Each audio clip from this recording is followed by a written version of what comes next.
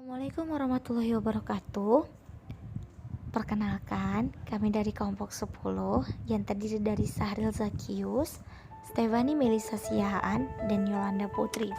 Pada kesempatan kali ini, kami akan menjelaskan tentang analisis regresi linier sederhana. Nah, analisis regresi linier sederhana adalah hubungan secara linier antara satu variabel independen atau X dengan variabel dependen atau Y. Analisis ini untuk mengetahui arah hubungan antara variabel independen dengan variabel dependen, apakah positif atau negatif. Dan untuk memprediksi nilai dari variabel dependen apabila nilai variabel independen mengalami kenaikan dan penurunan. Data yang digunakan biasanya berskala interval atau rasio. Nah, syarat-syarat regresi linier sederhana. Yang pertama itu ada jumlah sampel yang digunakan harus sama. Yang kedua, jumlah variabel bebas atau X adalah 1. Yang ketiga, nilai residual harus berdistribusi normal. Yang keempat, terdapat hubungan yang linier antara variabel bebas X dengan variabel tergantung Y. Yang kelima, tidak terjadi gejala heteroskedastisitas. Dan yang keenam, tidak terjadi gejala autokorelasi atau untuk data time series.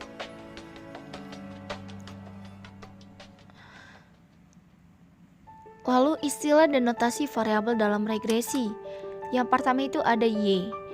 Nah, Y ini biasanya sebagai dependent variable, lalu explain variable, predictant, regression, and response. Dan yang kedua itu ada X. X itu sebagai independent variable, explanatory variable, predictor, regressor, and stimulus or control variable. Lalu ada persamaan regresi. Sebelum ke persamaan regresi linier sederhana, pertama-tama kita harus mencari B dan A-nya. Nah, kita bisa lihat rumus B sebagai berikut yang ada di layar dan rumus A. Nah, A itu sebagai konstanta dan B itu koefisien regresi. Oleh karena itu kita harus mencari konstanta dan koefisien regresi untuk mendapatkan persamaan regresi linier sederhana dengan rumus Y sama dengan A tambah BX ditambah dengan epsilon. Nah, maka dari itu memang kita harus mencari B dan A-nya terlebih dahulu, lalu kita mendapatkan persamaan regresinya. Selanjutnya, persamaan regresi linier sederhana itu biasanya dibagi menjadi dua tipe. Yang pertama itu ada populasi dan yang kedua itu ada sampel. Nah, Y itu di sini sebagai variabel dependen atau responnya nilainya ditentukan dari rumus persamaan yang terbentuk. Misalnya hasil panen, berat tubuh, tingkat serangan hama dan lain-lain. X adalah variabel independent predictor yang nilainya tidak ditentukan dari rumus persamaan. Lalu di sini ada contoh penerapan analisis regresi. Biasanya penerapan analisis regresi itu di dalam kehidupan sehari-hari sebagai antara tinggi orang tua terhadap tinggi anaknya, analisis pendapatan terhadap konsumsi rumah tangga, analisis harga terhadap penjualan barang, analisis tingkat upah terhadap tingkat pengangguran, analisis tingkat suku bunga bank terhadap harga saham, analisis biaya periklanan terhadap volume penjualan perusahaan. Contoh kasus. Nah, di sini ada seorang manajer pemasaran akan meneliti apakah terdapat pengaruh iklan yang terdapat penjualan pada perusahaan-perusahaan di Kabupaten Watergold. Untuk kepentingan penelitian tersebut, diambil 8 perusahaan sejenis yang telah melakukan promosi. Y itu sebagai penjualan dan X itu sebagai promosi. Dapat dilihat di tabel pada layar. Kriteria penerimaan hipotesis. Nah, H0 itu tidak terdapat pengaruh positif biaya iklan terhadap penjualan perusahaan. HA terdapat pengaruh positif biaya iklan terhadap penjualan perusahaan. Di sini bedanya H0 itu tidak terdapat dan HA itu terdapat. Nah, H0 diterima jika B kurang sama dengan 0, T hitung kurang sama dengan T tabel. Dan HA diterima jika B lebih dari 0, T hitung lebih dari T tabel. Analisis data. Nah, untuk menganalisis data diperlukan perhitungan sebagai berikut. Ada 8. Yang pertama itu persamaan regresi, nilai prediksi, koefisien determinasi, kesalahan baku estimasi, kesalahan baku koefisien regresinya, nilai F hitung, nilai T hitung, lalu kesimpulannya. Nah, di sini tadi kita hanya diberi tabel Y dan X-nya, tabel independen dan dependennya. Lalu kita kalikan X dan Y, kita kuadratkan X-nya dan kita kuadratkan Y-nya. Maka kita dapat hasilnya sebagai berikut. Kita dapat lihat di tabel ya. Ini merupakan persamaan regresinya. Lalu, nah tadi kita harus mencari B-nya dulu dan A-nya, baru kita bisa dapat persamaan regresi linear sederhananya. Setelah kita cari dari tabel tadi, kita mendapatkan bahwa B-nya itu senilai dengan 1,497. Lalu A-nya itu didapat 40,082. Nah, tadi rumus persamaan regresi linear sederhana kan Y sama dengan A ditambah BX ditambah epsilon. Nah, tinggal masukkan nilainya. Berarti Y sama dengan A-nya tadi 40,082 ditambah 1,497 X ditambah epsilon. Dan bisa kita lihat di layar.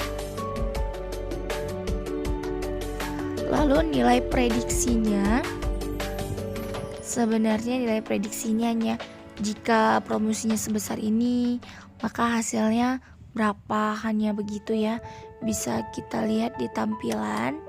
Jika prediksinya itu ada 20, 16, 34, 23, 27 dan 32 dan seterusnya. Nah, lalu kita setelah mencari itu, kita harus mencari Y-nya, Y periodenya, Y kurang Y pride dipangkat 2-kan, lalu Y kurang Y rata-ratanya. Kita dapat hasilnya sebagai berikut. Lalu di sini ada koefisien determinasinya. Koefisien determinasi disesuaikan atau adjusted.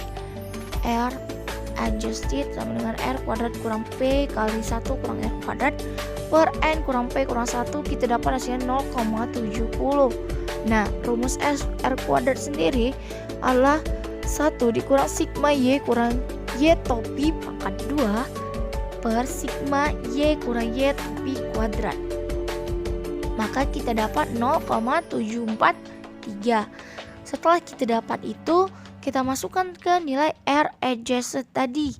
Nah, R kuadratnya sudah dapat, kita masukkan 0,743, maka kita dapat hasilnya 0,70. Setelah itu, kesalahan baku estimasinya digunakan untuk mengukur tingkat kesalahan dari model regresi yang dibentuk. Nah, SE sama dengan akar sigma Y kurang Y topi kuadrat per N kurang K, maka kita dapat hasilnya 6,1576. Lalu, ada standar error koefisien regresi. Nah, digunakan untuk mengukur besarnya tingkat kesalahan dari koefisien regresi. SB itu sama dengan SE per akar sigma X kuadrat kurang X sigma X kuadrat per N. Nah, kita dapat tadi hasilnya, bisa cari sendiri ya, mungkin ya sebagai latihan. Tadi sebenarnya ada cuman agak diinin.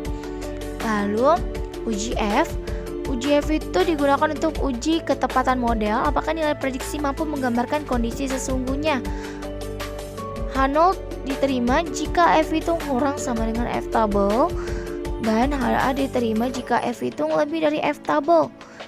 Nah, kita bisa lihat rumus F-nya, lalu kita dapat nilainya senilai dengan 17,367. Karena F hitungnya lebih besar dari F tabel, maka persamaan regresi ini dinyatakan dengan baik atau good of fit. Nah, yang selanjutnya itu ada uji T. Uji T digunakan untuk mengetahui pengaruh variabel bebas terhadap variabel tergantung. H0 diterima jika T hitung kurang sama dengan T tabel. HA diterima jika T hitung lebih dari T tabel. T hitungnya bisa kita lihat rumusnya. maka dapatnya 4,167.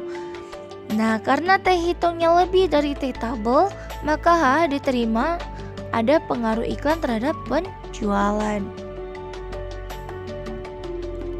Kesimpulan dan implikasinya.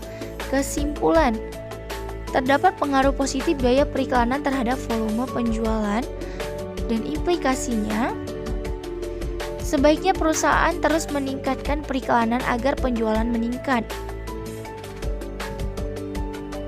Dan sekianlah dari penjelasan kami. Jika ada maaf kata, kami mohon maaf. Jika ada kesalahan, kita sama-sama belajar. Dan wassalamualaikum warahmatullahi wabarakatuh. Selamat beraktivitas.